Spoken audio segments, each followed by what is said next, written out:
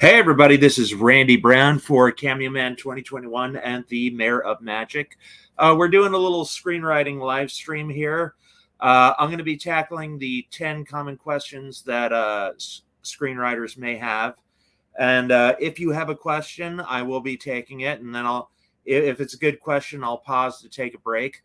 But I'm a working screenwriter. I get paid anywhere from 50 to $375 per script, and I do work on Fiverr. I have had some of my stuff made into films, not feature films. Like there's one person who did a cartoon for a web series that he did, and then one of my scripts was in a film competition in Arizona called the Almost Famous Film Festival. It was a zombie project, but I'm going to be covering the top 10 questions, and if you have any yourself, let them rip, and please stay on topic. I'm not going to be answering any other questions other than filmmaking questions. So I'm just going to tackle these questions. These are the most common questions I could find, and I will tackle them one by one. So here we go. Number one, and this is the question I get asked endlessly in my career as a screenwriter. And again, I've written over 54 scripts for people on Fiverr, anywhere from like 22 pages to 100 pages. So here we go. The first question that I want to tackle is, what if somebody steals my idea? Number one, this is a rookie fear. It's a rookie fear. Only beginners have it. And if you're a screenwriter and you want to make a movie, you're going to have to share your idea with people. And you can't be afraid that somebody is going to steal your idea, because you're going to have to show it to people. I mean, if you write a script with your idea, you're going to have to show it to producers. You're going to have to show it to actors. You're going to have to show it to directors. You're going to have to send it to a bunch of people. And, you can't be afraid that somebody's going to steal your idea, because here's the deal. A lot of people aren't paying for the idea. In fact, a lot of mediocre movies out there do really well. A lot of movies with mediocre ideas do really well. But the problem is that they're not buying the idea, they're buying the execution. All right? Execution is everything, because, in the 90s, there were a string of films that were just alike each other. Like, for example, we got Dante's Peak, and then we got Volcano. Those movies, same basic idea. Volcano blows up and kills a bunch of people. But Dante's Peak is vastly different from Volcano, because those two different movies, like one was set on an island and one was set in LA. One starred Pierce Brosnan and the other starred Tommy Lee Jones. And those two movies are vastly different. They're vastly different in quality. But they're not buying it for the idea. They're buying it for the execution. Although both of those movies were pretty crap. But again, another example is, what was it? The one with the comet. It had Armageddon, and then you had Deep Impact. Those two movies, vastly different. They were even different genres. Like Deep Impact was more soap opera-ish, and Armageddon was more action-packed Michael Bay film type thing. So you can't be afraid that you're going to get your ideas stolen. Okay. And another thing, you can't copyright an idea. You can copyright a script, but you can't copyright an idea. When people buy your script, they're buying it for the execution. The structure, the dialogue, does it got good comedy? Does it got witty one-liners? It doesn't matter. Your idea basically doesn't matter, unless it's like the one in 2 billion concepts, which is like totally original. Like if you're like Groundhog Day, a man lives the same day over and over and over again. That concept has actually been stolen. There's a movie called Happy Death Day, which is the exact same movie, but with a serial killer slant to it. So don't worry about your ideas getting stolen. Worry about making it good and worry about the execution. If your execution's good, it doesn't matter if there's 3 other movies that are just like your movie. The execution is what makes it good. And then also, here's something. A lot of really famous movies are actually more well-done versions of lesser-known movies. Like, for example, a lot of people don't know that the Harry Potter movie, that wasn't an original idea. An idea for schools for witches and wizards has been done before. There was this Disney show. It starred Fairuza Balk in it. She played Dorothy in Return to Oz. She was in a movie called The Good Witch, and it had Tim Curry in it. And he even had like a little dance number and was really good. But yeah, Harry Potter is essentially The Good Witch, except instead of a female protagonist, they had a male protagonist. It's the exact same movie. And a lot of people praise The Hunger Games for being a new and original concept. Guess what? It was not a new and original concept. There was a movie that came out about 10 years before Hunger Games called Battle Royale. I believe it was a Korean movie. Battle Royale has the exact same premise as Hunger Games. 12 kids, they're out in the woods, they have to kill each other for a game show. Exact same premise. But what was different? The execution. The execution was different. Okay, so now I'm going to move on to the second question. How long does it take to write a screenplay? This question is really easy to answer. And it has a variable answer, though. And the answer is it depends on you. All right. It depends entirely on you. Because if you're on the ball, if you've been writing for a while and you're a seasoned pro and you've got good scheduling tactics, you can write a screenplay in a day. I've done it. I've written a screenplay in 18 hours. 2 of them, actually. Not at the same time. One I wrote on one day, one I wrote on a different day. But it depends on how dedicated you are, but I wouldn't count on writing a screenplay in 18 hours unless you've been doing it for like 10 years. The typical average amount that it should take is anywhere from 3 to 6 months. And again, scheduling and organization really helps. It depends on your schedule, because if you write a page a day for 90 days, and a normal screenplay is 90 to 120 pages long. If you write a page a day for 90 days, you'll be done in 3 months. It's that simple, and again, a lot of people think plotting, and there's 2 types of writers. There's plotters and then there's pantsers. There's plotters who write an outline and figure out the structure and do the beat sheet and then write a treatment. And then, then they write a scene. That's one way to write a script. And then there's pantsters, which is me, who just open the laptop, stare at a blank screen, and then start typing. That's me. That's what I do. And those 2 screenplays that I wrote in 18 hours, those didn't have an outline. I had no idea what I was writing. I made it up as I went along.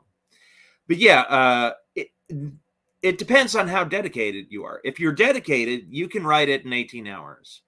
But a good estimate for how long a screenplay should take is, 1 page a day for 90 days. I would say that would be a fair clip to go along with. Number 3, what do I start with? Structure or scenes? Again, this depends upon you. This depends totally on you, whether you like outlining and having the safety of an outline, or whether you just like to open a white screen and start typing. I personally start with scenes, and I use a technique I call the Quentin Tarantino technique. I don't remember the interview or where it was from, but I remember Quentin Tarantino in an interview. He said, someone asked him how he got ideas, and he says, "What I do is I just start writing a scene between 2 people. I just get 2 people in a room and have them start talking. And after a while, their hopes and dreams come out, their fears come out, backstory comes out, and then occasionally character goals and, the purpose for their life comes out.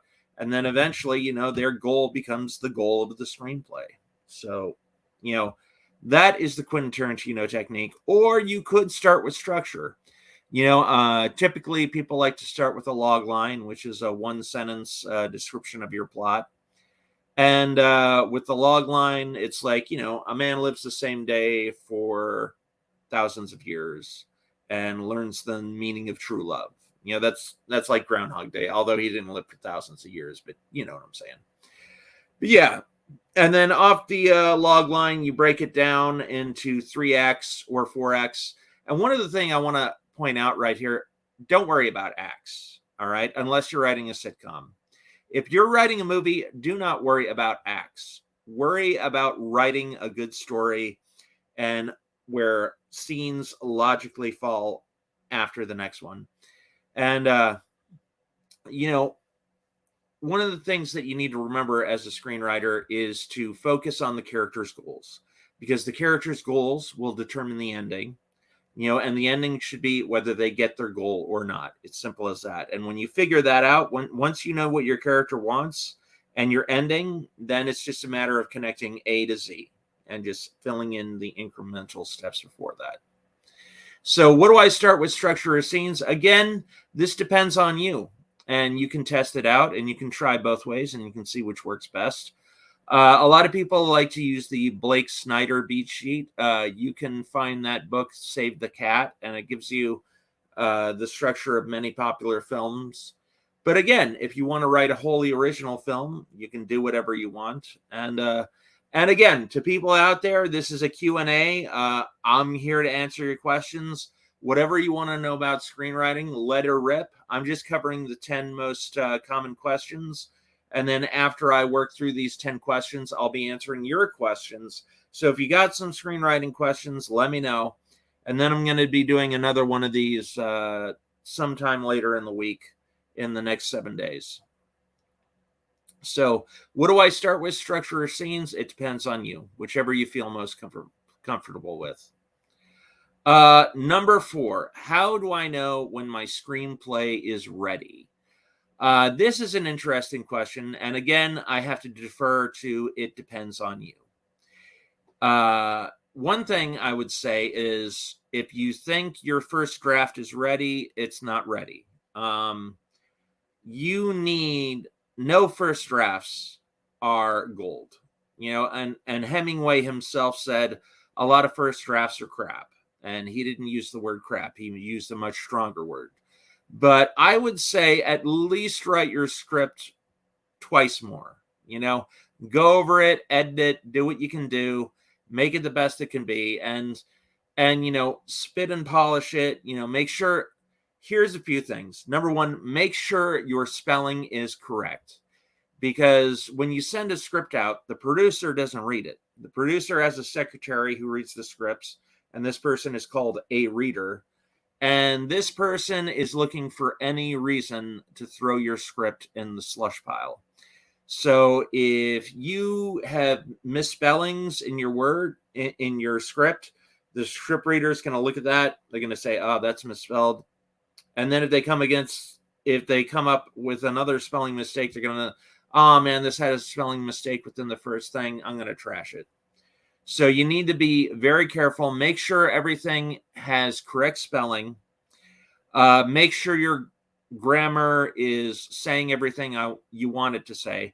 And, grammar is not really important in dialogue because people don't speak in perfect grammatical sentences. And your characters should not either. Like, your characters should never use contractions. They should not say that I am here for the project. They should say, I'm here for the project. They should use contractions. Otherwise, it's going to sound too scholarly, too stilted. But in description, you need proper grammar, and in description, you need proper spelling. Because again, readers get hundreds of scripts a day. They got to go through all these. So if they have 1 or 2 reasons to throw your script in the circular file, they're going to do it. Okay, they will do it. So make sure that your script is proper spelling. Make sure it's polished.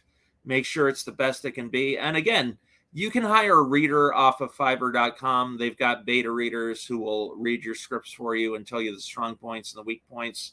And, there's some out there that are really reasonably priced. There's some from $20 all the way up to $1,000. Again, it depends on you and your preferences. But you can go to Fiverr.com. That's Fiverr.com.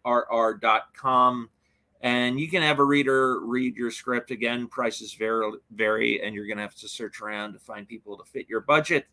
But what you don't want to do is you don't want to give your script to a friend or a relative, because they're going to go easy on you.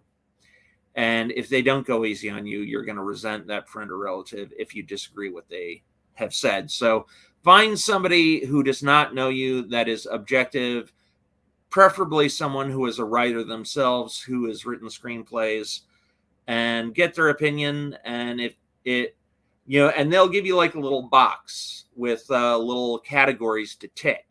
Well, they'll tick the boxes, but usually it'll be like from poor, okay, good, excellent, outstanding. And they'll give you like a little checkbox on like character, outstanding, dialogue, outstanding, structure, poor. Whatever they give you, if they give you anything less than a good or an excellent, that's something that you need to work on. And again, you can send these to them over and over again, but I wouldn't recommend doing it more than once or twice. But if you feel your script is ready to be put out into the world, definitely go and put that script out. Hold on a second. Okay, so number 5, I finished my screenplay. What do I do now? The first thing that you do, if you have sent it out to a reader and you have filled out your screenplay is complete, the very first number one thing you should do is you should go to the WGA and get your script protected by the WGA. It's very simple. It's very easy. They have a WGA for the East Coast and they have the WGA for the West Coast. And when you write your script and it's finished, send it in to them, give them $20, and they will protect your script for 5 years. Once the 5 years is up, then you need to resubmit the script. Hopefully it will be it will have been bought by then. But yeah, protect your script by the WGA. So if somebody does steal your script, which is not the idea, it's the execution. If somebody steals your script, you can sue them, and the WGA will go to court and they'll back you up and they'll do all that stuff. So, yeah. So when you get a script, get it protected by the WGA and send it out. You want to send it out to people who specialize in movies that are the kind of movie that you would be making. Like, for example, Joel Silver is responsible for a lot of Hollywood action blockbusters. Same thing with Jerry Bruckheimer. Both those producers are like major action producers. So if you wanted to write an action movie, you would send it to Joel Silver, Jerry Bruckheimer. If you wanted to write a rom-com or a drama, Miramax would be good, because Miramax does a lot of Woody Allen's films and does a lot of stuff like that. So you need to figure out which studio is producing the kind of movie that you want to write or that you have written, and then send it to that studio. And then again, expect to be rejected. There's very few people in Hollywood who have ever sent in their first script and people are like, oh yes, this is gold. I love this. This is great. It doesn't happen that way. You're going to have to send your script out to multiple people. And again, you want to make sure your script is the best it can be, because if it's not, it's going in the circular file. So once you send it out, you are going to have to sell the screenplay. But this is not about selling your screenplays. This is about writing screenplays. So we're going to continue on to question number 6. And question number 6 is, how much will a screenplay change during filming? Again, this is a classic Randy screenwriter answer. It depends upon you. It really depends upon you. Whether you're if you're a writer director and you're directing your script, you have final say. And even if you're working with a studio, you've got final say. And you know, the thing about it is, like Mel Brooks, for example. Here's an example. Mel Brooks, he's an auteur. He has his own style. He's well respected. He's made tons of really funny movies. Mel Brooks has a clause in his contract for actors and actresses that you will not change the dialogue. I want you to say the dialogue as I wrote it, because these are part of the jokes. I'm the comedian. I wrote the jokes. I don't want you to change the jokes. I don't want you to change how it's being said. I don't want you to improvise.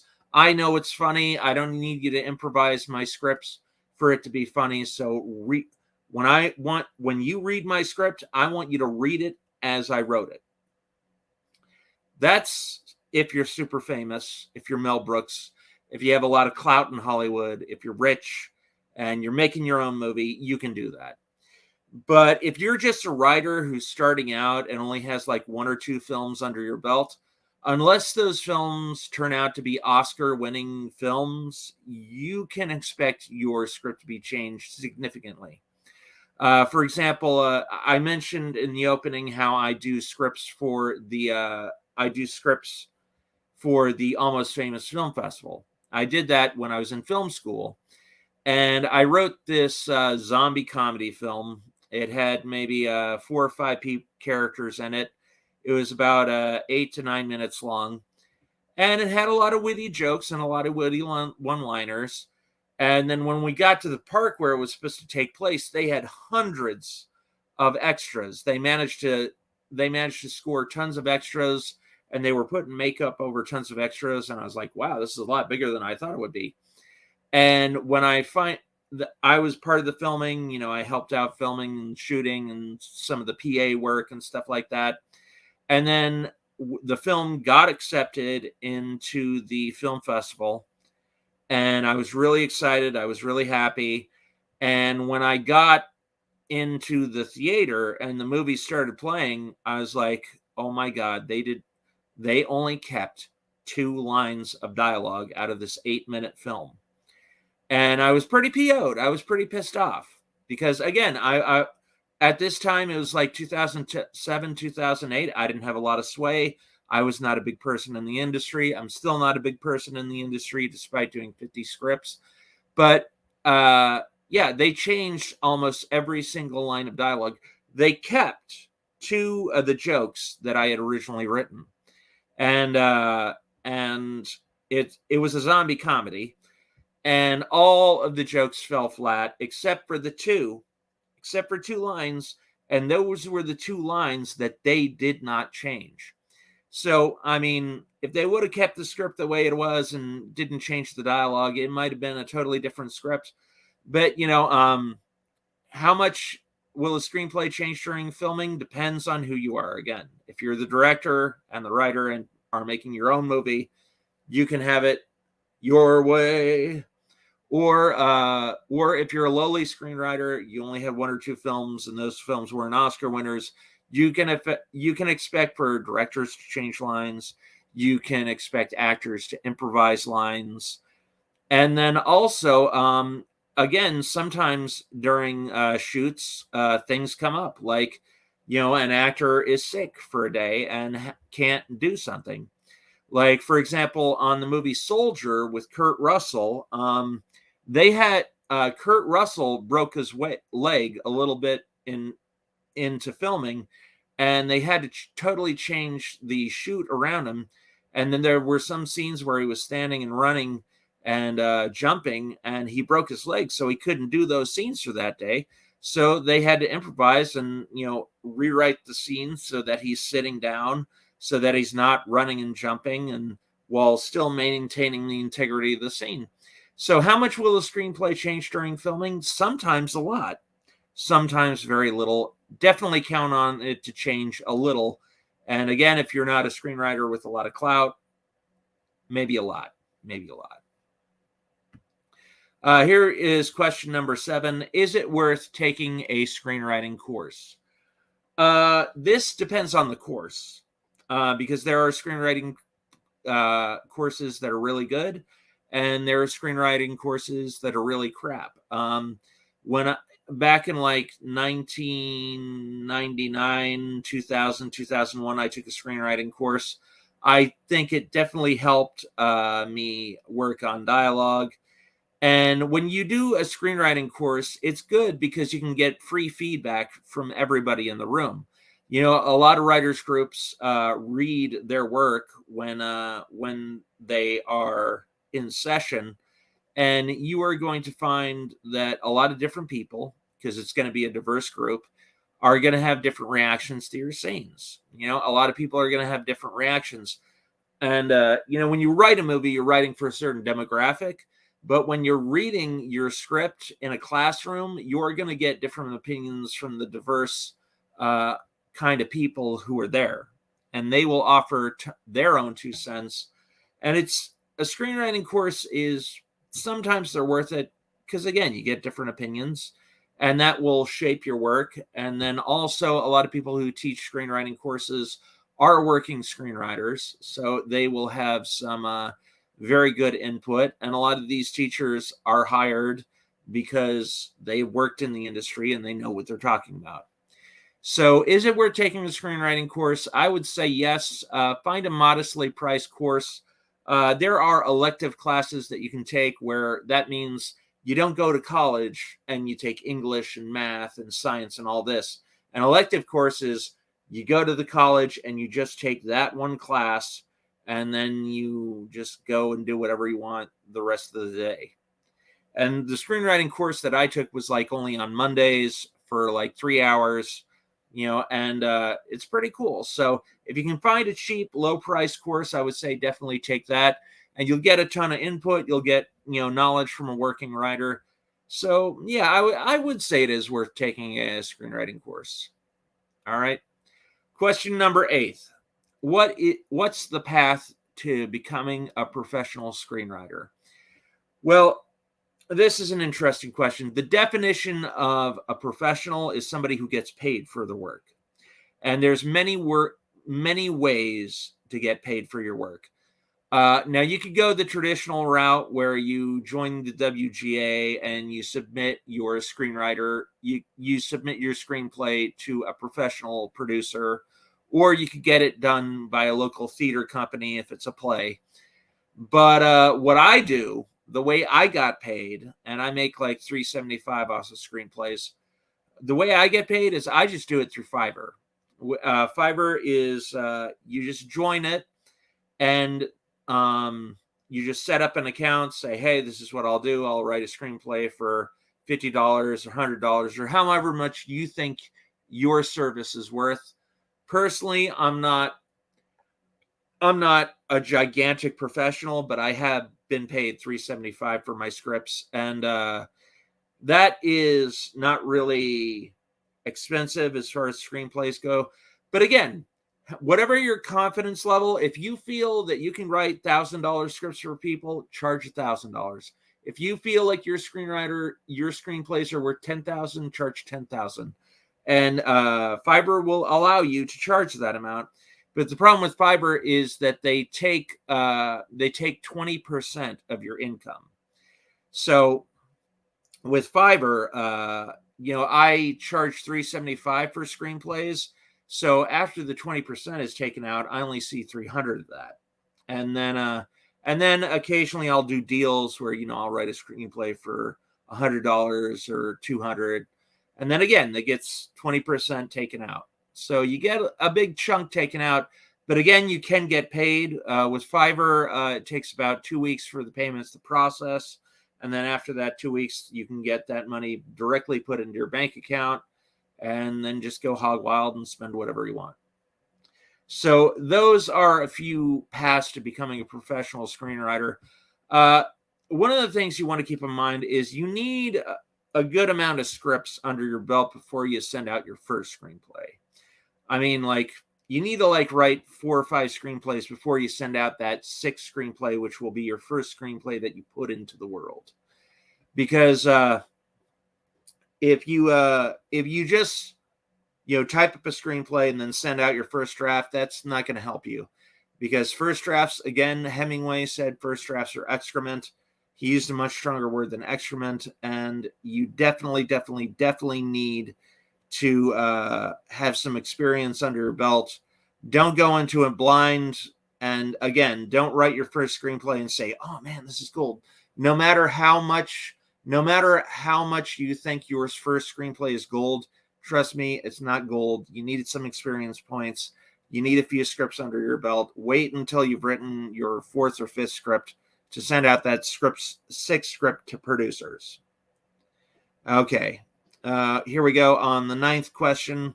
The ninth question is, so-and-so famous screenwriter doesn't use proper screenplay format. Why should I? Again, this is a question that comes up a lot.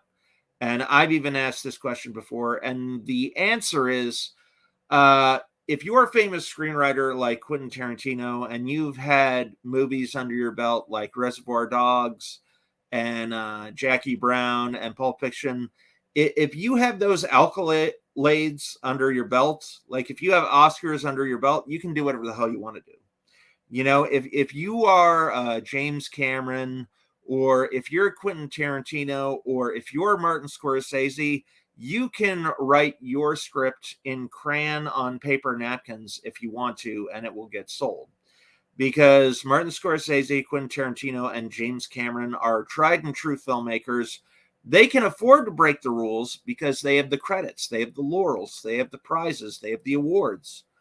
When you generate enough awards and you can charge $100 million to direct a film, you can do whatever the hell you want to do.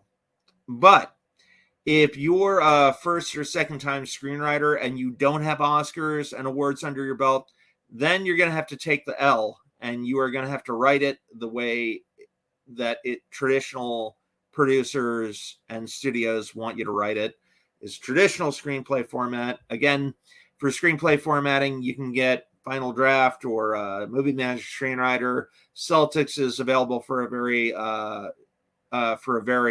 cheap price. And there are tons of screenwriting programs that will figure out all the formatting for you. And there are shortcuts where you only have to hit one or two buttons to format your screenplay. So there you go. So again, if you are Martin Scorsese, you could fart out a screenplay and write it on toilet paper, because Martin Scorsese has won tons of awards. He has tons of accolades under his belt. So why should you? If you're starting out, you should write it because you want people to take you seriously. And the more in format your script is, the more professional they're going to be.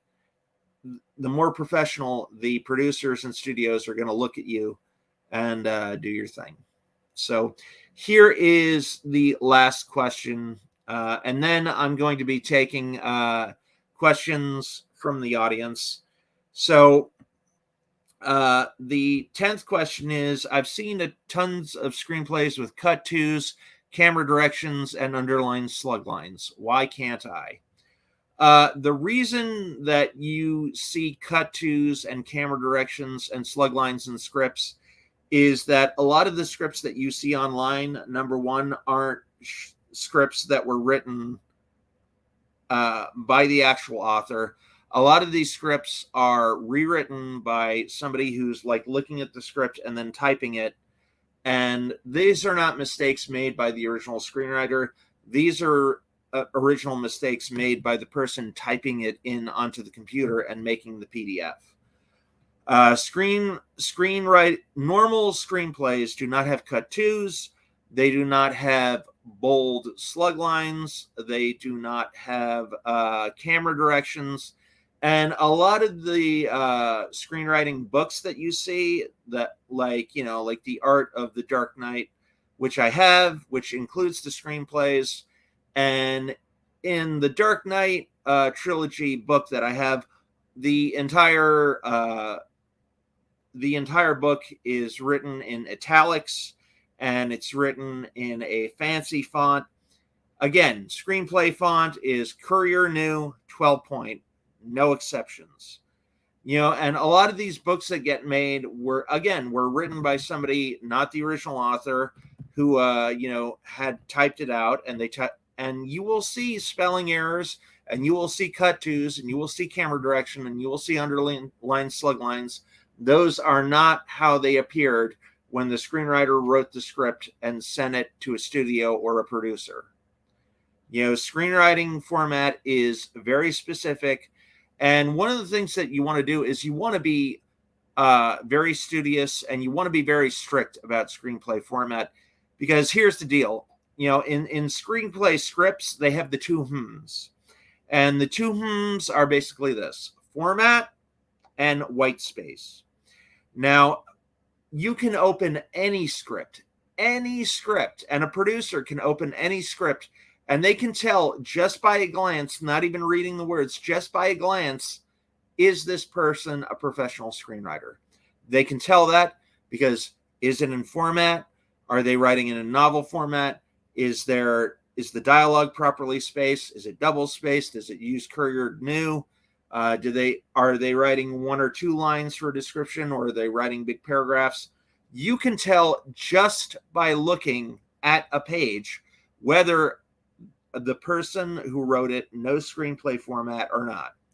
And again, if it doesn't meet the first that's the first is format, gets thrown into the circular file. If you wrote your screenplay in the form of a novel, it gets trashed. If you wrote your screenplay in the form of a poem, it gets trashed. If you wrote your screenplay in prose, it gets trashed. Screenplay format is very rigid, and they have it for a reason. And the reason is that a normal screenplay, when it is properly formatted, comes out to a page a minute in screen time. And that's how they know how long the script is going to be. Like if it's a properly formatted screenplay and the script is 90 pages, they know it's going to be 90 minutes, give or take 2 or 3 minutes. If a script is properly formatted and the screenplay is 120 pages, they know that screenplay is going to be 2 hours. It's very specific, and they do that for a reason. And then the second is white space. And the white space basically is, are there huge chunks of dialogue? In screenplay format, it should be this person speaks, then this person speaks, then this person speaks, then this person speaks. It shouldn't be this person talks for 5 hours, then this person talks for 5 hours. Then we have a block of description that takes up 6 paragraphs. You want a lot of white space. You want short sentences. And, like in the margins, when you have dialogue, you got white space on either side of the page. And then when you have frequent paragraph breaks, you have a lot of space between the white paragraphs. So the more white space you have, the more easier it will be to read the screenplay. And then another is page count. And they can tell if this person has written a 300-page script, they don't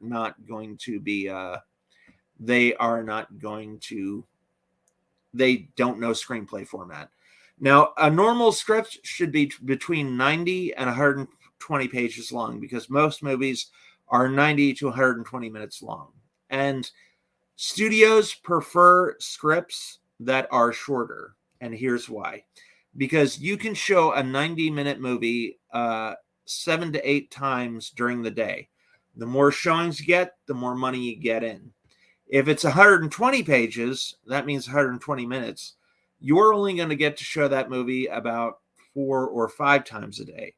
So because the movie is longer, you get less money.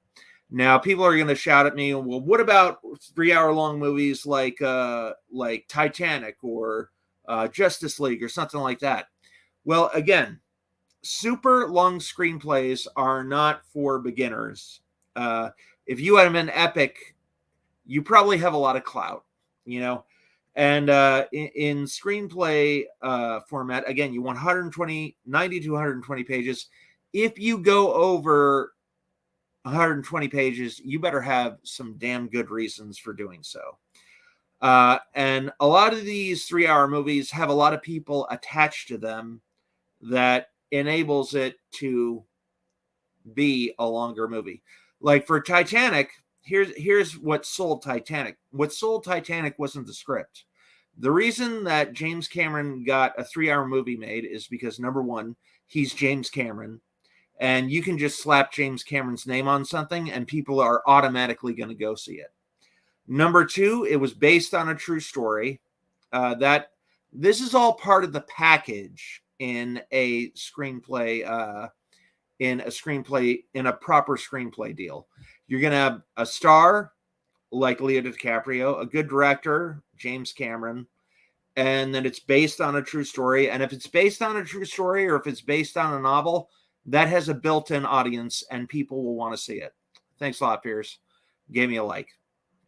But if you're not James Cameron, if you don't have a budget of $300 million, if you don't have a star attached and it's not based on a book or a true story, then your screenplay is most likely going to get rejected.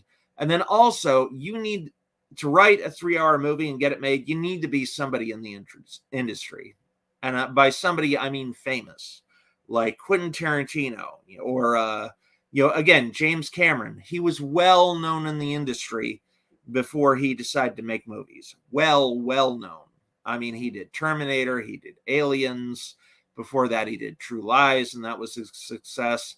The Abyss wasn't a blockbuster, but it was a really good movie. He's had a lot of movies under his belt, and he is a proven screenwriter. He had Terminator 2, which was one of the highest grossing movies of all time at the time it was made.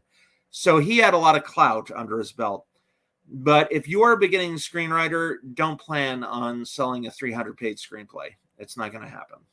It's unless you are some genius with an IQ of 200. It's not going to sell. But if you can get a famous actor attached, like if you send your 300 screenplay to Leo DiCaprio or Angelina Jolie or Tom Cruise and they love it and they want to do it, that's a point in your favor. And what I would say, if you have to write a 300-page script, number one, have a good reason for doing so, and send it out to actors who would be interested. So there we go. So that covers the top 10 questions that screenwriters make. I'm gonna post your screenwriting questions here. So if you got any screenwriting questions, please let her rip. This is designed for screenwriters only. We're not here to talk about other podcasts or any of that. So if you got some screenwriting questions, let her go, and I will do my best to cover them. I tried to cover a lot and in a little amount of time. Oh, my nose itches. So if you have any screenwriting questions, let them rip. And then again, here's some more background on me. I went to Collins College in Tempe, Arizona. I won multiple awards.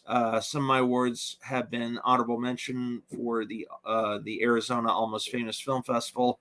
That was a film festival in Phoenix. It was a really great time. And if you want to check it out, their screenplay is their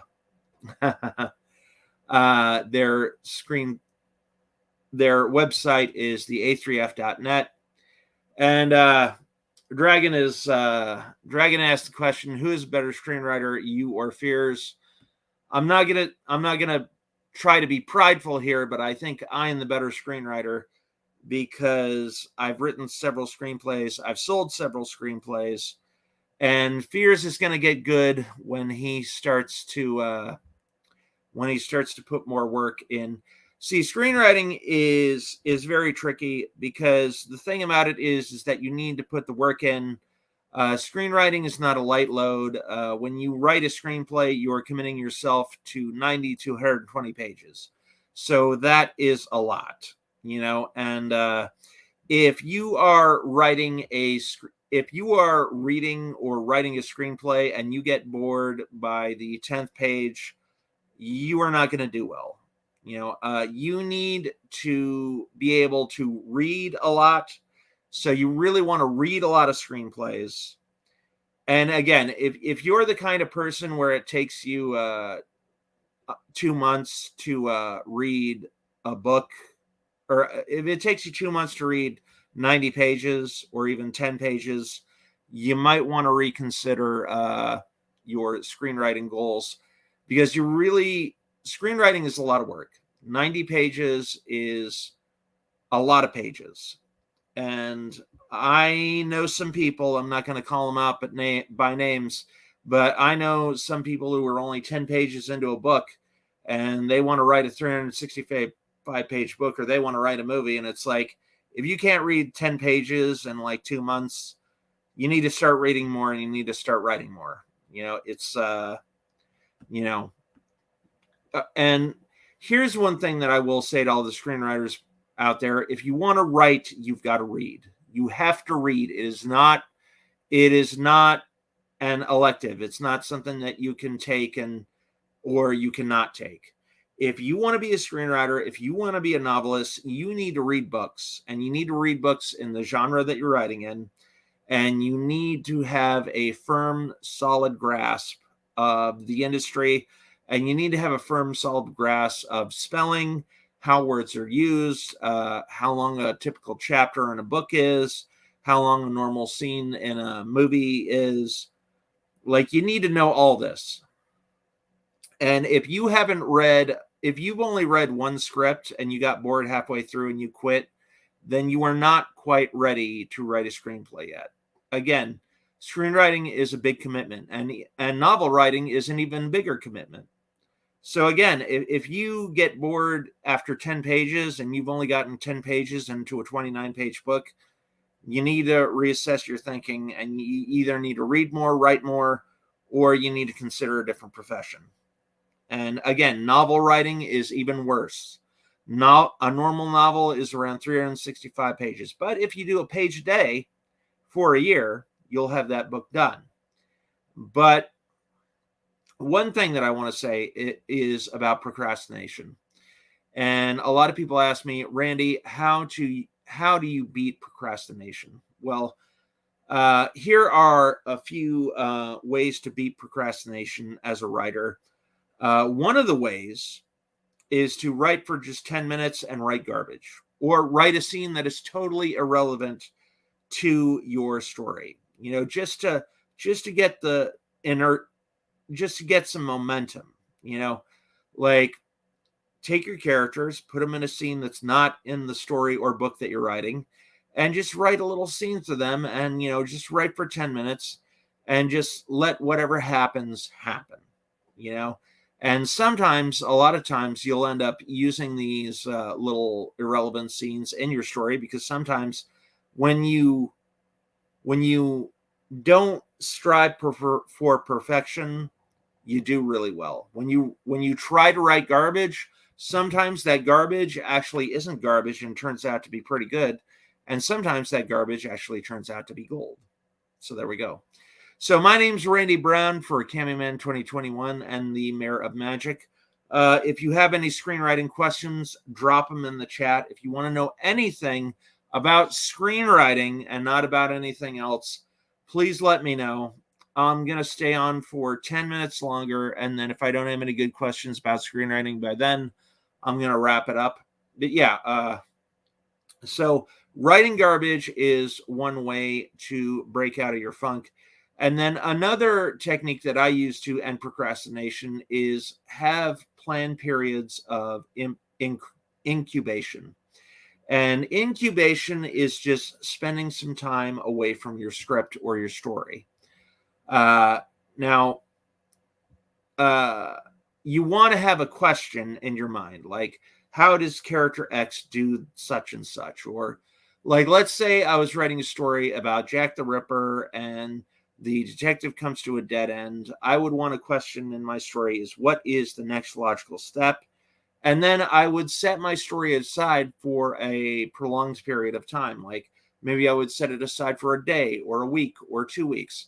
Plan the period of time that you're going to spend away from your story. And if you've got that question in your mind, even though you're not thinking about it, your subconscious is going to get the wheels turning, and your subconscious is going to come up with answers to your question in periods of that incubation period. You might be taking a shower and the answer might hit you in the shower, or you might go to sleep and you might dream the answer.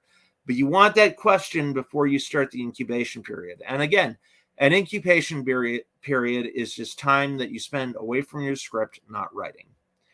But you don't want to spend a long time away. You don't want to spend more than 2 weeks away from your script. But if you've done this incubation period properly, when you come back, you'll reread your story with fresh eyes, and you will have spent so much time away from your story that your story will seem new to you. You will have forgotten important plot points. You will have forgotten people's story. So this really isn't a screenwriting question. This is a movie question, but I will answer this question to the best of my ability. Which is a better film, Batman Forever or Batman and Robin? Coming from a screenplay standpoint, I would definitely say Batman Forever.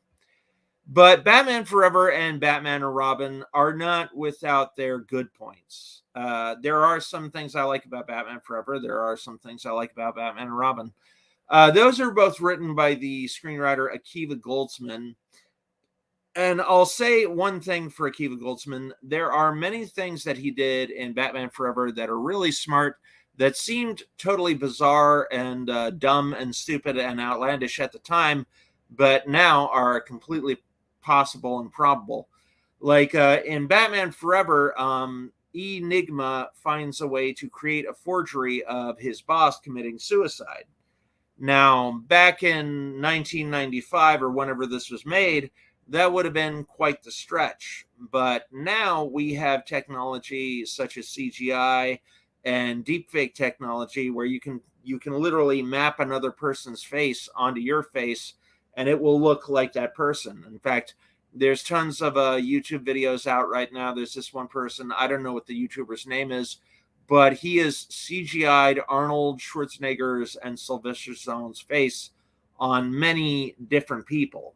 And the results are hilarious. But yeah, back in 1995, that would have seemed outlandish. That would have seemed impossible. But now in 2023, that Batman Forever plot point doesn't seem that stupid or outlandish anymore.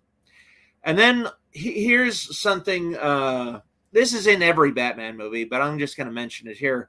In Batman Forever and Batman and Robin, they do go through a noticeable arc. In Batman Forever, Batman is trying to reconcile whether he is Batman or whether he is Bruce Wayne, and can they coexist? And that's even a line that the Riddler says at the end of the movie. And then eventually he does integrate himself, and he saves the day and gets the girl and saves his sidekick. Batman and Robin, again, Batman and Robin, there was a very clear progression and a very clear character arc. And, Robin was kind of at odds with Batman, and he wanted the limelight for himself, and he wanted to be famous. And at the end, they learned to overcome their difficulties and work together. And then one thing that I really liked about Batman and Robin is because at the end, Batman did not kill Mr. Freeze. At the end, Batman has a really huge, long speech about how he doesn't have any mean feelings against Mr. Freeze. He didn't kill his wife. Batman said, "I saved your wife. She's still alive. And if you cure McGregor's disease, you can have her back. And, you'll be in prison, but she'll still be, healthy, and you can still save her. You can still save her life. And, I'm not against you." But anyways, so I thought that was a really good point. I would say Batman Forever is the better movie. Dragon Zeron asked, what if a screenwriter can't come up with a conclusion? This is, which another way, I'm going to put this a different way. What happens if a screenwriter can't come up with an ending? That is a very good question. Very good question, Dragon. And I will answer that right now. Number one, if you can't come up with an ending, here's the reason why. Because your main character does not have a clearly defined and specific goal. A goal is absolutely crucial for a screenplay, because at the end of the end of the movie is basically, do they get their goal or not? And sometimes a character can have multiple goals. Like in Terminator 2, both John Connor and the Terminator have multiple goals. At first, the character's goal is, will he break his mom out of Pescadero mental facility? And then he does that, and then we move on to the next act. And then it becomes, will Sarah Connor kill Miles Dyson? So it becomes about that. And then the next goal is, will they blow up Skynet? Because their goal is to blow up Skynet. And then at the very end, they get chased by the T-1000, and they get into a steel mill, and then the goal becomes survival. And the question becomes, will they survive or not? I'm not going to spoil the end of T2, but if you know the character's goal, you have your ending. Like, let's say, for example, my character wants to marry Miley Cyrus. The end of the movie is whether Miley Cyrus says yes or no. And knowing the ending of your story first before you even start writing is crucial, because once you know you're writing, and once you know, you would start when the character starts to want the goal. And then the ending of the movie is whether they get their goal or not. That's all it is. And if you've structured your story correctly, which means, having a clearly defined, measurable goal, again, the ending is simple, and then it just becomes a matter of filling in A to Z, and it becomes very simple. Why do you think Terminator has poor story writings? I don't think Terminator has poor story writings. Again, the Terminator's goal is very specific. He wants to kill Sarah Connor. And, actually the villain's goal is actually what drives Terminator 1. In Terminator 1, it's all about, will Sarah Connor survive or will she die? That's the big question. And at the end of Terminator, it's a simple yes or no answer. And the question is very, very clear and very distinct. I thought Terminator was a fantastic film. I think Terminator 1 and Terminator 2 were very incredible stories. Now, I think what Dragon is asking here is, why do you think Terminator 3, 4, 5, and 6 have poor writings? Okay, yes, and he just clarified T3 and Genesis. The reason I do think T3 and Genesis were very poor, and I think the reason it is because, and this includes Terminator Dark Fate as well, is that they're basically carbon copies of Terminator 2. They're carbon copies. They're copies. And if anybody's ever Xeroxed a sheet of paper, you know that the copy is never as good quality as the original. It never is. There's always like little flecks of grain and like digital fuzz and stuff like that. But yeah, Terminator 3, Genesis, and Dark Fate failed because they were all carbon copies of T2. And even James Cameron wrote Terminator 6, and he still failed because it was basically the Force Awakens of Terminator. Those films were basically all the Force Awakens of Terminator, whereas Force Awakens was a carbon copy of A New Hope. Had the trench run at the end and everything. Now, if I was going to write a Terminator movie, I would try to deviate from the formula. I would do my absolute 100% best not to just make a carbon copy of Terminator 2. Because out of the last 4 Terminator movies, the opinion is almost unanimous that Terminator Salvation was the best of the 4. And why is that? Well, I think the reason why Terminator 4 is the best of the last 4 Terminators is because it wasn't just Terminator goes back into the past and tries to kill somebody. They said, okay, here is the state of affairs. Here's what it's like in the future. John Connor is the hero, but there's also this Terminator character who is also the hero. and they're trying to break into Skynet, and it's the future, and there's war, and you know, Terminator 4 was not just a carbon copy of Terminator 2. And that's why I think Terminator 3, Terminator Genesis, and Terminator 6 failed. He was too busy focusing on Avatar. I think that's why Dark Fate failed.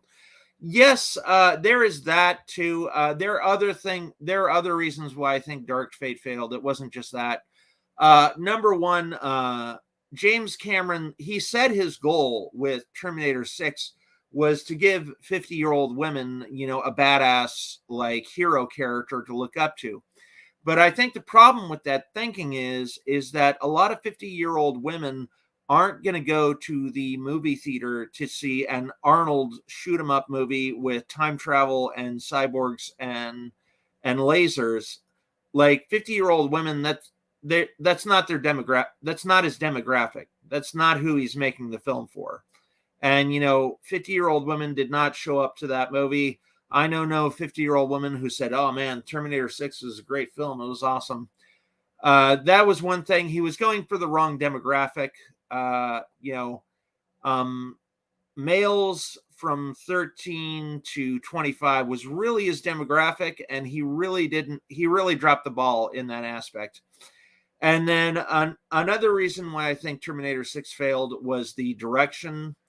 It was directed by Tim Miller, who had only directed Deadpool at the time, and then one or two other bland films.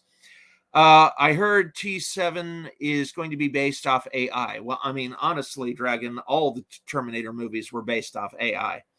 But now that chatbot and AI is more prevalent in society, he said, I believe what James Cameron said is he's going to wait about 2 or 3 more years to see how this chatbot AI and all these AIs that are coming out now integrate into society. And when he has a little bit more research done, that's when he's going to start writing and developing the next T7. But again, if you want to write a successful Terminator, you need to do your best to not make the Terminator a carbon copy of any of the other films. One of the things that James Cameron is known for is really good sequels. And for Aliens, the original Alien film was a horror film, all right? And with Aliens, which is Alien 2, what happened with that film is James Cameron said, you know what? I don't want this so much to be a horror film. I want this to be a war film. So he took Alien and he turned it from a horror film into a war film. And he did the exact same thing with Terminator. But, you know, he said, okay, in part 1, Arnold was the bad guy. What about in part 2, I make the bad guy the good guy, make the Terminator the one who's the hero, you know? So I would do something like that. I would either like switch up the tone and the genre of the film.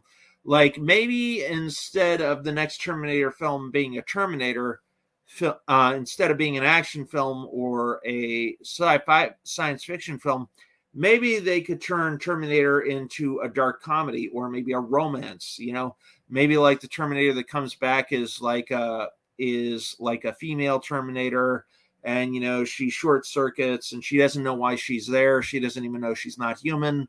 And then she eventually befriends the hero and it turns out to be a romance. Or maybe they could do something where it's like a dark comedy where, you know, they got like a Seth Rogen type character who's a computer programmer, and for the past few weeks, some of his friends have been winding up dead inexplicably. And then he finds out halfway through the movie that, oh, he's being hunted by this robotic killing machine. So I would say either change the genre or maybe change the hero to a bad guy or the bad guy to be a hero. That is one thing that I did like about Genesis, is that they turned the main hero of the film, John Connor, into the bad guy. I think it was a good idea, but it didn't pan out. And again, I think Tim Miller is one of the major reasons why Dark Fate did not succeed. And both Tim Miller and James Cameron have stated publicly many, many different times that they bumped heads, they had different ideas, and Tim Miller did not use a lot of Jim's ideas. And I think I think the fact that James Cameron is a multi-billionaire and who has been working in films since before Tim Miller was born, I really think that Tim Miller should have deferred a lot to what Jim's ideas and the ideas that he had for editing and the ideas he had for story. One of James Cameron's idea for the story of Dark Fate was that the Terminator came back to Earth and he started a family.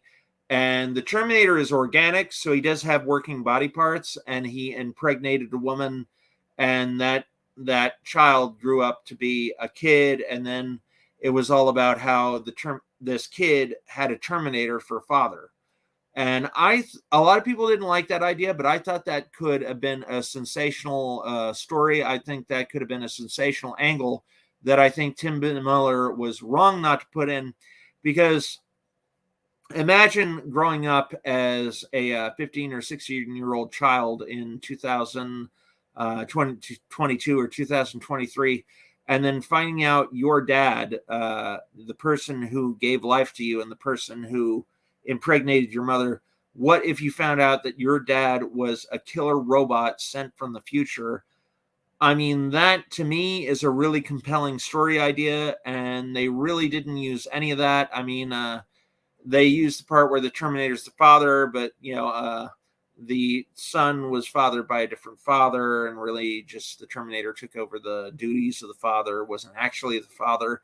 I think if you found out your father was really a cybernetic killing machine sent from the future to destroy the planet Earth, that'd be a compelling story. I think it would. And I think Tim Miller was wrong not to do it.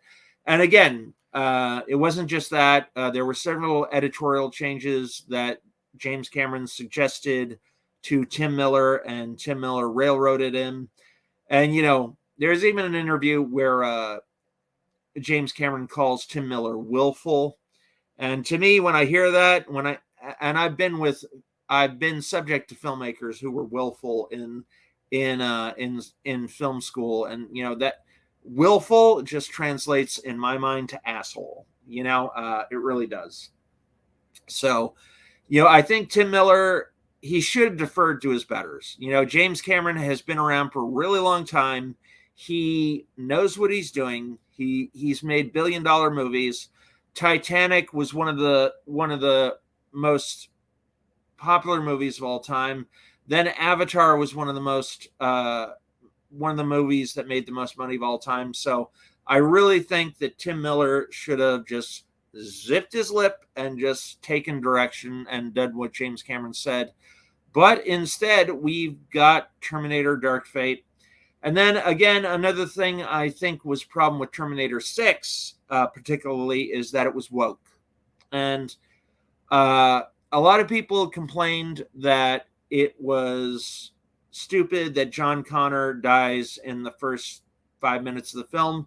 Again, that idea, James Cameron takes credit for that idea. He said, what if we blow away the guy that the whole Terminator franchise has been based on, and we start fresh?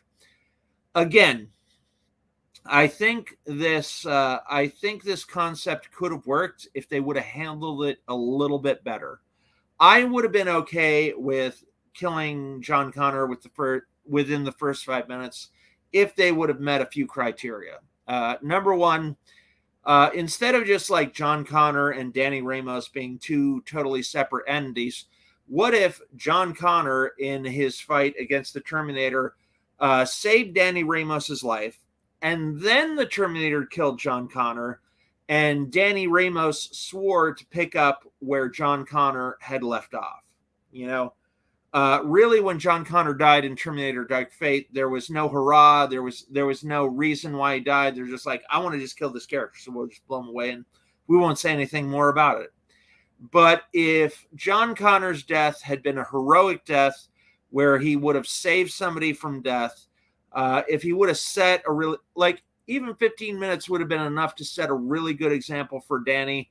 Would have been given them a little bit more time to bond. If they would have just given them 15 minutes more of screen time, I think a lot of people would have a different opinion about killing John Connor. Again, I am totally fine with, girl bosses and, feminist stuff and, feminist agenda, but don't go woke. There's a difference between feminism and wokeness. And the difference is this: feminism is the belief that men and women are equal, and I am perfectly okay with that. Women should be paid just as much as men should be being paid. That's what feminism is. Wokeness is saying women are better than men. Women can do everything better a man can do, everything better that men can do. Women are great at everything. Men suck. That is the that is woke to me. That's the difference between feminism and wokeness. I mean, I don't really consider myself a feminist, but I do think men and women should be equal. We should get equal pay and all that. But Fierce likes girl boss movies. Again, I like girl boss movies too. There's tons of girl boss movies that are really good, and Terminator was one of them. Terminator 1 and Terminator 2 are girl boss movies. Sarah Connor kicks a lot of ass. And then Alien and Aliens. Sigourney Weaver, Ripley kicks a lot of ass, and there are a lot of really good girl boss movies. But a lot of these girl boss movies are feminism. They're not saying women are better than men at everything. They're saying women can do what men can do. But woke movies say women are better than men at everything. And women should be paid more than men and this and that. But, there are a lot of really good girl boss movies. And, I could list a ton of them. I'm not gonna, but again, Aliens is a good one. Kill Bill is a good one. Terminator is a good one. But with Terminator Dark Fate, they were really trying to push the wokeness. They were like, oh, it's all females now. Like, there's a female protector, there's a female protagonist, there's a female saver of the universe. Like, it's all females. And then they had maybe Arnold Schwarzenegger on there for about like maybe 15 minutes of the film. He's really sidelined in Terminator 6, and it's basically his movie. Like James Cameron is the person who wrote and directed most of the movies, but Terminator is about Arnold Schwarzenegger. That's who it's about. Like Terminator is a movie made for Arnold Schwarzenegger. It's starring him. He's the Terminator. He's the title character. Everybody who comes to Terminator is wants to see Arnold. That's who they came to see. And if T7 fails, it's going to be because, number one, Arnold Schwarzenegger said he's not going to do any more Terminator movies. He says he's done.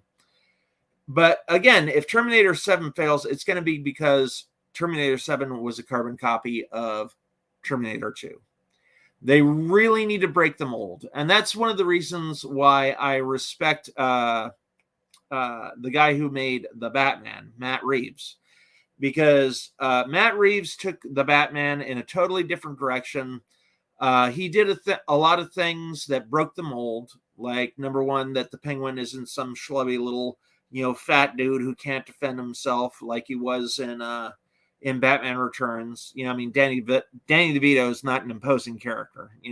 If I had the choice between to fight Danny DeVito or Colin Farrell, I would want to fight Danny DeVito hands down because I could whoop his ass. I wouldn't, because he's an amazing actor and he's a great guy. But if I had to go up against Colin Farrell, I would think twice, and I would probably try to bulk up and stuff, because he is an imposing character. And Matt Reeves really made the Penguin an imposing character. And another things that Matt Reeves did really well with the Batman is that he did not show the origin story, which almost all the other movies did. That's the cool thing about Batman, and that's the cool thing about the Tom Holland Spider-Man movies, is they didn't recap the origin story over and over and over again. We got it. Batman's parents were killed in an alley. He saw a bat and he wanted to become a Batman. We got that. If you haven't gotten that point and you're going to see a Batman movie, I don't know what to tell you. And then same thing with Spider-Man. And Spider-Man Homecoming, Far From Home, and No Way Home they really did. They really hit it out of the park where they did not recap the origin story. Because again, Peter Parker, if you know anything about Peter Parker, you probably know his origin story. You probably know he was bit by a radioactive spider, his uncle dies, and he becomes Spider-Man to, avenge his fallen uncle. We don't need you to recap that 5 billion times. And I think a lot of movies that are franchise movies are recapping stuff that a lot of people that we know already. We know. And Terminator, there's not really much to a Terminator story. In the future, Terminators take over. There's a general who won the war, sent a Terminator back to protect himself and his mother, and that's all the setup that you need for it. We don't need to go in the history and the backstory. And I really, really 100% would love to see a Terminator film that is not a carbon copy of Dark Fate. I really would. So we've got I've exceeded my time. So Dragon, if you have any other questions, let me see it. And I think we only have one viewer right now. It is very late. I probably should have done this Q&A early in the morning or sometime mid-afternoon. Maybe I will tomorrow. But that is some of the questions for screenwriting. I hope I answered your questions. If you're watching this in a replay, leave your comments and leave your questions in the comments and questions section, and I will get back to them on a different day. But for right now, my throat is really scratchy. I went 25 minutes over what I said I was going to do. So I'm just going to end it here, and I will say what I always say. Shout out to Dragon Zeron. Check out his channel. Shout out to FearsMan26 and Fears Vlogs. Check him out at his channel. And my name's Randy Brown for Cameraman 2021 and the Mirror of Magic. And I will see you later, alligator. All right, bye.